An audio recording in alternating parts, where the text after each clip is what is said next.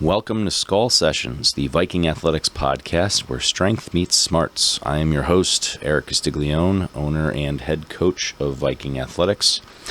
I'm flying solo this month. It is July of 2023. It has been unbearably hot, so I am drinking a Porch Rocker by Sam Adams. It's a shandy, which is combination lemonade and beer.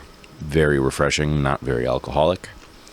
And before we dive into this month's topic, just a fun fact about shandies. They were actually created by a German cycling team as a recovery drink after long, hot rides. So even my beverage of choice this month has a history in the fitness world. Fun little tidbit there. This month's topic is the education of a coach and coaching education in general. You want a broader topic, we could call it education in the fitness world. And there's a number of factors that led into my talking about this month. Number one has been social media, actually. A couple weeks ago, might have been last week, we had a post in West Hartford Neighbors and Friends where somebody was looking for someone to strength train their 13-year-old daughter.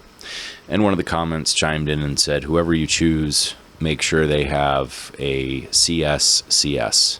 That is the gold standard in the fitness world. So the CSCS credential is a Certified Strength and Conditioning Specialist. It is run through the NSCA, National Strength and Conditioning Association. And the reason that it's considered the gold standard is because you have a very thick textbook to work through. You take a written exam. It is part A, theory, part B, practice, which is essentially writing programs. And it requires a fair amount of work to get through that book. So, you can't just go in and wing it. You have to actually study. And then the other reason that it's the gold standard is it is a professional degree. It requires continuing education credits. So it takes time and energy and effort to maintain it. One other requirement is that you must have a college degree in order to even qualify to take the test.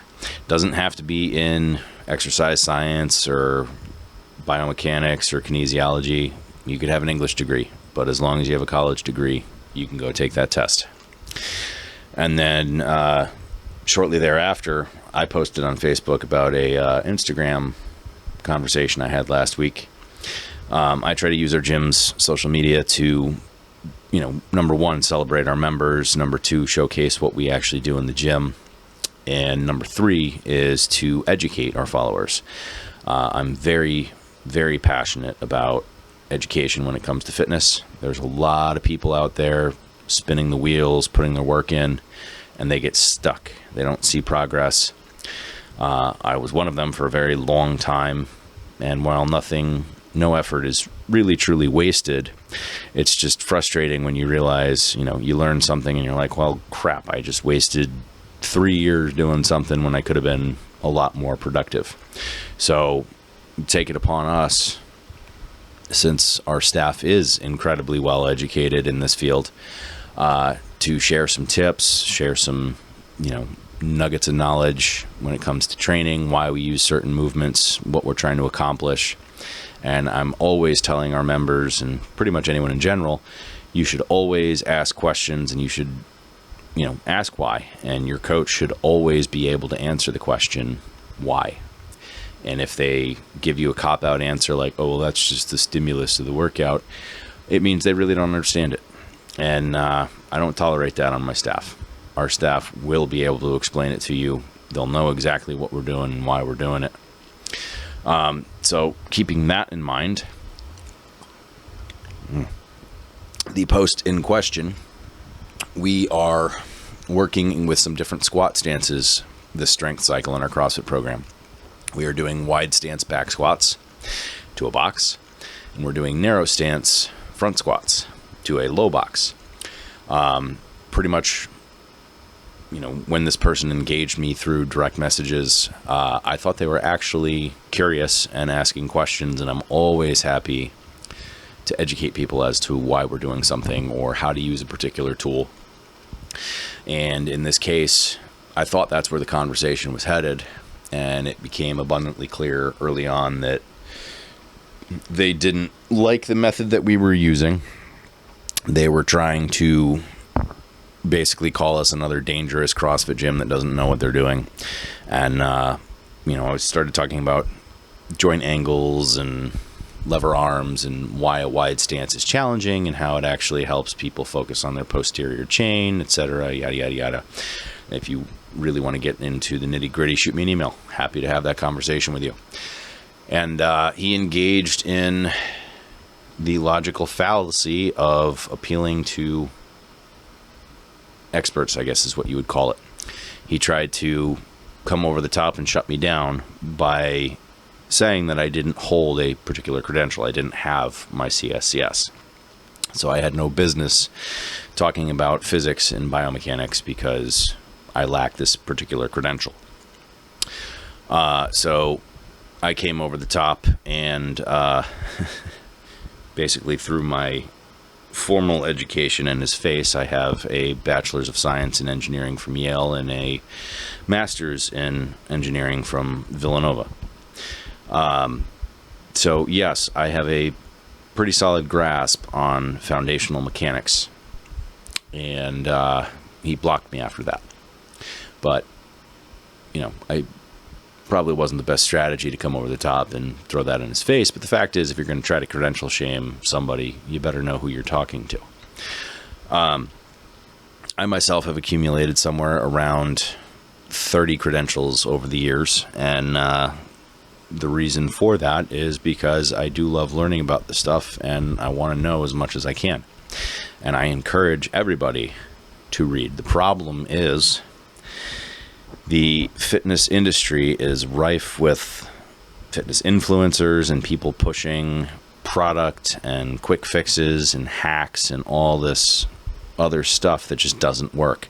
There's so much noise out there. It is very, very difficult to know where to look and who to trust. So that is our goal, is to become one of those trusted sources. So as far as credentials go, they really don't tell you anything other than someone has a foundational bit of knowledge in a particular field. They're necessary in the fitness world because in order to be a professional in any field, you need to have insurance, and insurance companies will not cover you as a trainer unless you hold a degree that is recognized by them. So the NSCA is pretty well respected. USA Weightlifting, you have USA Track and Field, basically any of the associations that feed into the United States Olympic team. You can get certified through that. And CrossFit got recognized a little over a decade ago. So I have a ton of credentials through CrossFit, and I can get into which ones I enjoyed and all that. But at the end of the day, the reason I say they don't matter is because it's practical experience. It's the key. And what I advocate for is, if you really want to know whether or not a coach is good and qualified, talk to his clients. Word of mouth is still king in this industry when you're looking for referrals, because you can't hide poor results. If people have bad time training with somebody, they're going to let you know to avoid that person. If they absolutely love what they're doing, the opposite is true. And running a joke in the CrossFit world, how do you know that someone does CrossFit? They won't shut up about it. You're going to see that too. So, and that's not just in CrossFit, that's in the general strength and conditioning world. So again, I say that credentials don't matter because results are king, and the only way that you're going to get better and better results for your members, your clients, is through practical experience. You have to walk the walk.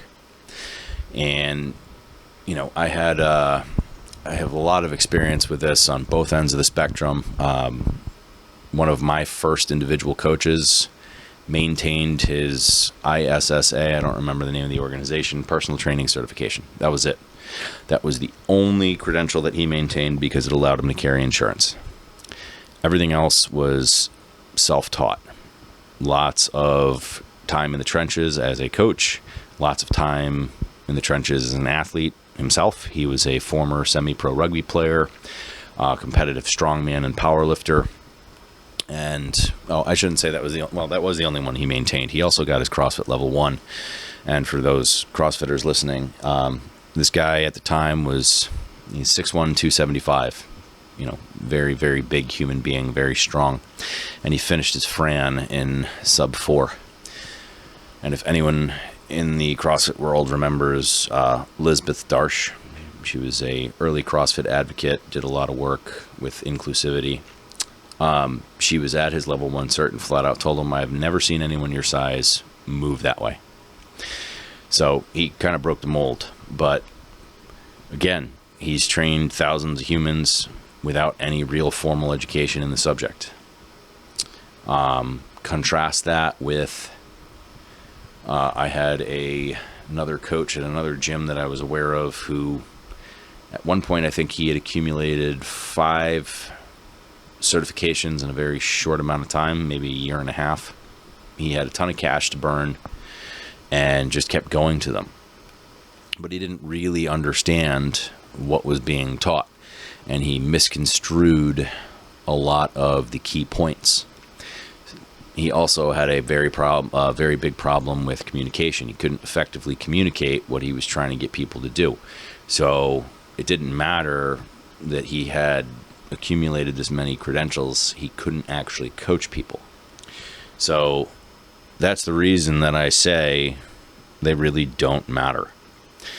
The most important thing as a coach is being able to problem solve. Somebody's moving incorrectly.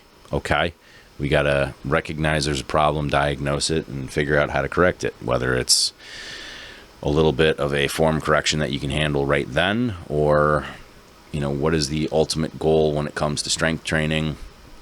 You're trying to get people stronger, and you do that by recognizing which muscle groups are weak and targeting those. It's very, very simple in essence, but the practice is a little bit more complicated. There's numerous methods that you can use to get there. There's a lot of right ways. Really, the only wrong way is overloading people with volume in a way that is going to hurt them, or avoiding the problem altogether. So there's a lot that can work, and you learn what works best for your clients through trial and error.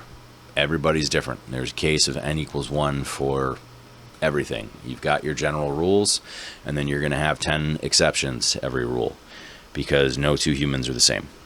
So if you can't think on your feet and figure out what's going on and how to solve their problems in the gym, you're going to run into trouble. Furthermore, if we're looking at what's happening outside of the gym, because, for most people that are non-competitive athletes, most people have a job outside of the gym, most people have families, whether or not they have kids, they have family of some form, and they have a life outside the gym. There's 23 hours in a day that are spent outside of the gym, and if people are not seeing the results they want, then we have to dig into those 23 hours and figure out what's going wrong. Is their nutrition on point? Are they not sleeping? Are they overly stressed with work and stuff that's going on in life? Again, diagnosing the problem, coming up with solutions to help solve the problem. And that only happens with critical thinking. You only learn critical thinking through practice. If you don't even know the right questions to ask, you're not going to get good results. So for this very reason, when I hire a new coach and I train a new coach, if it's a coach that has previous experience, they're going to be putting in a certain number of hours with me before I even bring them on staff. If it's somebody that I am training from scratch, they're coming through a 6-month internship with me. And the big reason for that is good. I will assign you reading materials. You'll learn that level of knowledge that I want you to have. But most importantly, we need you to get those hours on the floor actually training people. And I will give it to CrossFit. That is one thing that they got right from the get-go. is in the CrossFit level 1, they teach you how to teach somebody to do their 9 foundational movements. They give you very clear, concise directions on how to instruct it, and you can leave that cert. It's a weekend-long cert, which was part of the initial criticism of CrossFit was, oh, it's only a weekend-long cert. You can leave there with a pretty decent foundation in how to teach movement. Again, you have to put in the hours to work on your training eye, is what they call it, your coaching eye, to build your cue toolbox. Takes time and practice, and there's no substitute for that. So I like the level 1 because you get a practical level of knowledge right off the bat. You do delve into some of the nuts and bolts behind the CrossFit methodology. It is pretty well based in science, and it is one of the only certifications out there that actually touches on energy systems development and conditioning. So the level 1 does a lot of things right, but at the end of the day, there is no practical exam. It is a 50 multiple choice written exam. You have an hour to complete it, and all it really shows is, can you listen and regurgitate information? There's no practical, so you're literally just filling in an answer. And test taking is a separate skill in and of itself. I mentioned in the blog post I wrote about this, one of my good friends who is a phenomenal coach has dyslexia and failed the CrossFit level 1 exam 5 times. Just knew the stuff like the back of her hand, but struggled with test taking. So again, no real indication of ability there. It's just a multiple choice test. When I took my CrossFit level 2, there was no test. You showed up for a weekend and you got it. And I'm one of the few who really did not like their level 2. I felt that I didn't learn anything from it. The idea of the level 2 is it's supposed to help you prep a little bit more to coach classes. So you start out just coaching someone one-on-one, and then you work with a small group. My problems with it were I didn't get a whole lot of feedback on ways that I could improve, and I'm like, please, nobody's perfect. Give me something. I didn't like that I kept having to teach the med ball clean, so that may have colored my recollection a little bit. But I think the biggest issue that I had was with the programming discussion. They're sitting there telling us that we should be programming for CrossFit Games athletes and scaling for the members of our gym, which is absolutely ridiculous. Program for your clients. You're the one that knows their needs. Our gym is people that are searching for general health and wellness. A couple people that like to compete on the side, but nobody is a CrossFit Games caliber athlete, nor does anybody there really want to be. So to program for that would be a total mismatch for what our clients want. And I did not like that message. The CrossFit level 3 I would put up there kind of with the CSCS exam. It is a professional degree. It requires continuing education units to maintain. And there's no actual course. They give you reading material. They tell you what you need to study, and then you go take it. It's a 4-hour test. And I loved my level 3.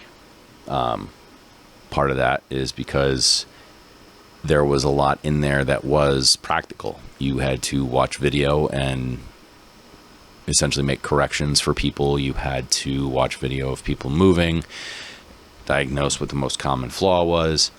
They gave you somebody's sample programming, and you had to assess what they were training for. Again, it wasn't just regurgitation. You had to actually understand the principles behind it, which is really what I'm all about. If you understand the principles of strength and conditioning, you can train anybody.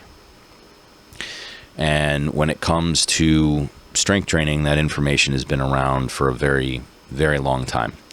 Supertraining is probably the best textbook on the subject.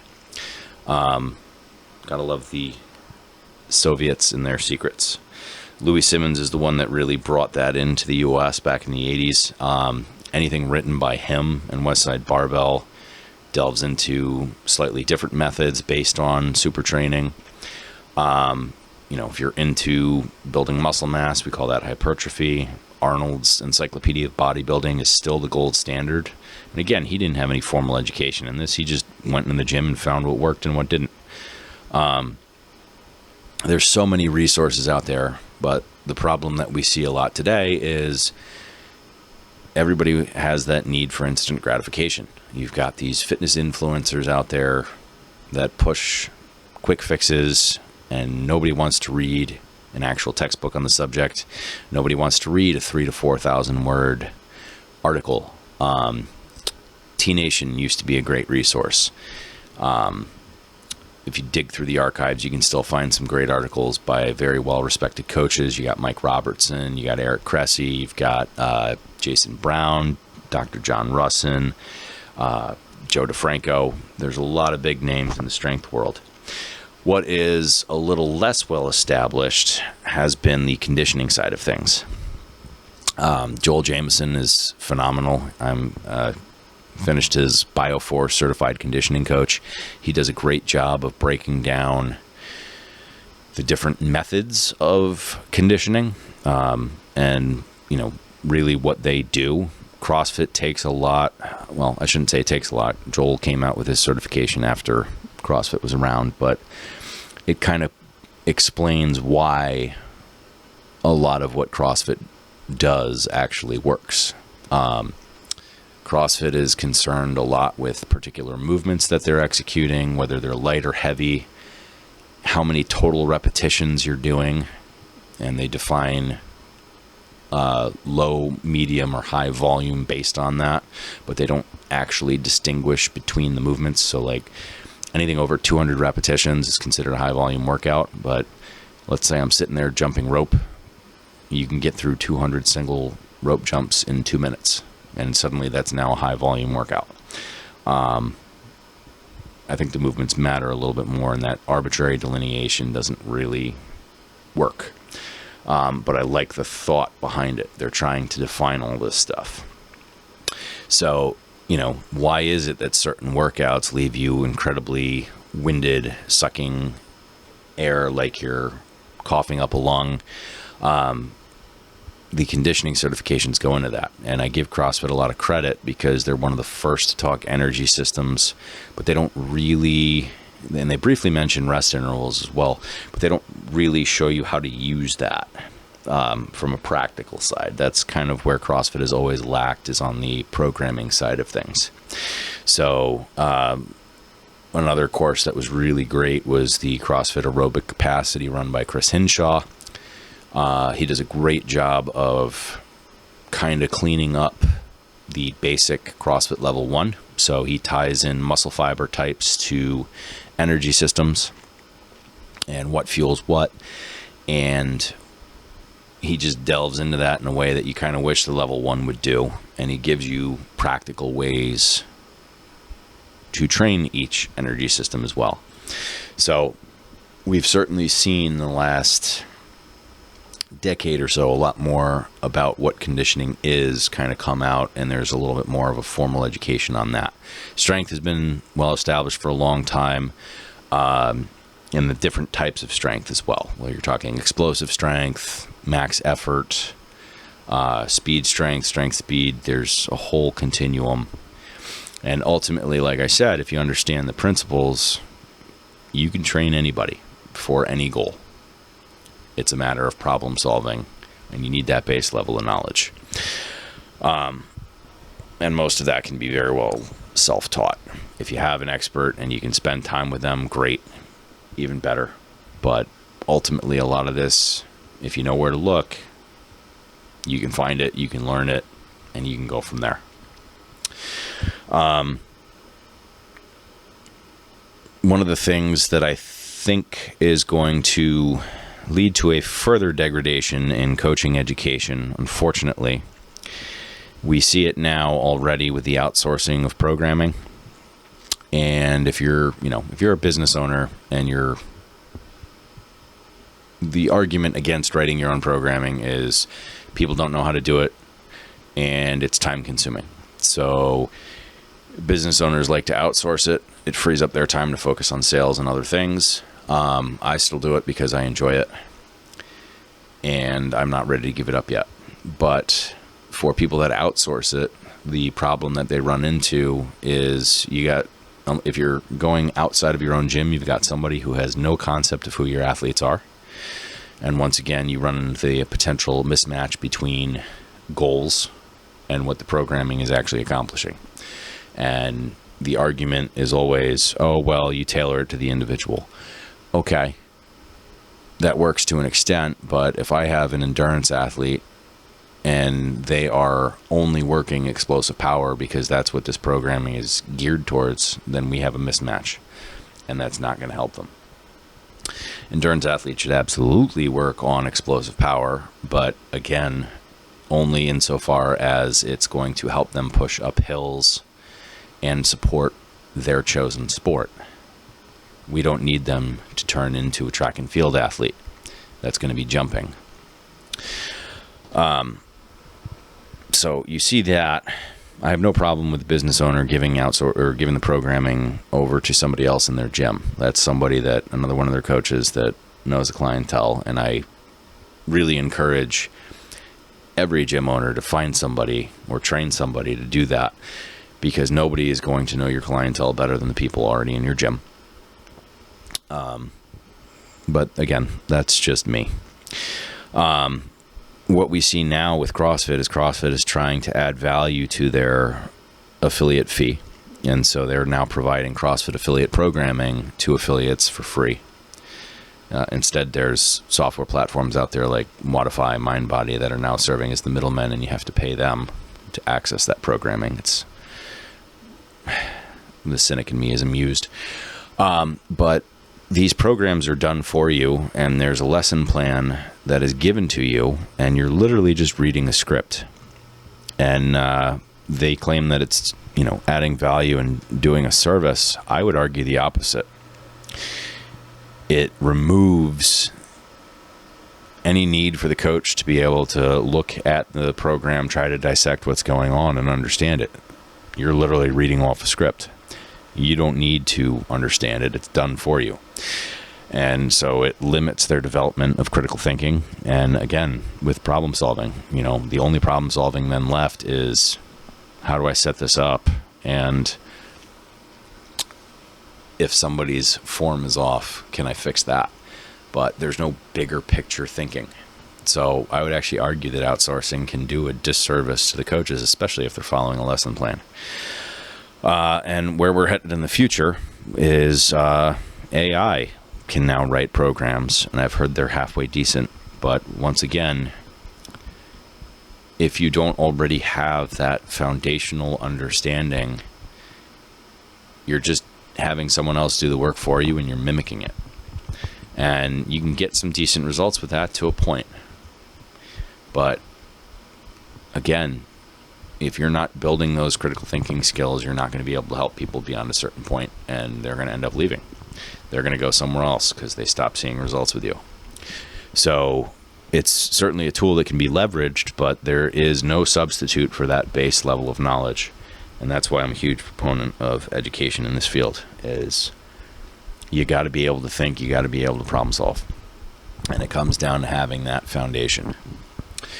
So we'll see what happens in the future. If you have that foundation and you have AI generate a program and then you tweak it because it's not quite right for who you're writing it for, great. You've leveraged a tool for time saving. But that's not the same as having somebody else do it for you. And that's not to say that I'm against mimicry in general. Honestly, I think mimicking is a great way to start learning to write programs. You look at what someone else did, you try to dissect it and reverse engineer it, and then you go from there. But again, you have to make that step to actually reverse engineer it and not just pick and choose stuff because you like it. And where I ran into this most frequently was with a former coach at my gym. When we were starting out our competitors CrossFit program years ago, the thought was, well, why don't we just take the strength training that we're doing from our gym and combine it with this program, And it was literally picking different components from different programs and trying to slap them together, which is, I would say, cardinal sin number 2 of programming. Cardinal sin number 1 of programming is programming for people the way you would program for yourself. But number 2 is taking bits and pieces from different programs and just slapping it together. You can certainly take inspiration from other programs or elements of other programs, but once again, you have to understand the impact that it's going to have on your clientele. And if I'm trying to take a squat cycle from program A and combine it with an Olympic lifting cycle from program B, and I just stack it on the same day, I'm going to overload people with volume, and it's going to hurt people. You need to be able to structure it and put it together in such a way that's going to help people progress without overdoing it. And the only way you have any idea on how to do that is by understanding what each program is trying to accomplish and what kind of training effects and fatigue it's going to induce in the people following it. And that only comes, once again, with that foundational knowledge. So I'm all for time saving. I am all for mimicking to learn, but that it can't stop there. You have to build that foundation of knowledge. And again, the only way that you'll ever know that somebody has that is by asking them questions. Hey, this is my goal. How do I get there? Question everything and talk to their clients. Are they getting the results they want? Or are they self-aware to know that, well, I would be, but I'm not following the program? That's really the only way. If you want to gauge somebody and screen them based on credentials, take it with a grain of salt. Lastly, the flip side of this is you'll get people that kind of quote studies a lot. And I love that people are delving into studies a little bit more in this field, but the studies are very limited. So I'm a big proponent of reading the source itself rather than taking somebody else's word for it. And the reason for that is if you look at most studies that are conducted in the strength and conditioning world, it's on untrained individuals. So somebody that has never done any strength training did this program for 6 to 8 weeks, and this is what happened. It's incredibly limited, especially if you've been training for a long time. That is basically a waste of your time. I am not an untrained individual. Why would I even care about what this study says? It doesn't affect me in any way, shape, or form. So studies are very limited in scope. As they continue to do more, you may find one that is potentially relevant. But this is definitely one field where anecdotal evidence plays a huge role. Is you tinker, you figure out what works for you. It might fly in the face of a study. You might have a study to back it up. I guarantee you could probably find a study to back it up and one to refute it. There are so many that have been done. That's why I just say, take these studies with a grain of salt, or at the very least, try to take a look into them and see who's pushing what agenda. I give Brett Contreras a lot of credit. I read he's the guy that popularized hip thrusts and glute bridges. He's known as the glute guy. His gym's called the Glute Lab. And that's what he specializes in, is helping people build their booties. But he patented a piece of equipment called hip thruster and disclosed that in his actual doctoral dissertation was on glute activation through various movements. And he disclosed it up front that, this is a potential conflict of interest. I do have a monetary interest in people continuing the glute train. I have a product that helps serve that. That's the kind of integrity that you want to see up front. There are other studies. I don't really want to get into the whole trans athlete debate, but call it the one study that has basically been used to determine the IOC's current trans policy. The author of the study is one of the participants of the study and did not disclose that up front. And that is a massive conflict of interest that was not disclosed. So again, you're like, does it negate the whole study? No, but it makes you question things. So if you're going to delve into the studies, you also have to know what to look for. The bottom line there is take the studies with a grain of salt. What I enjoy looking back on is, you call it the golden age of bodybuilding, Arnold's era. A lot of them explained why things worked in a way that made sense to them. When they're telling the newbies, hey, do this for this reason, they were using their own understanding of the movement. A lot of the times they were right, and the research has come to bear that out. But what's more interesting is when they were wrong, they weren't that far off. But ultimately, they did what they did because it worked and it got them results. So, to conclude, the main point here would be never stop learning in the fitness industry. Develop your baseline knowledge and practice, because there's no substitute for that practical application. That's the only way you're going to build your critical thinking skills and your problem solving skills.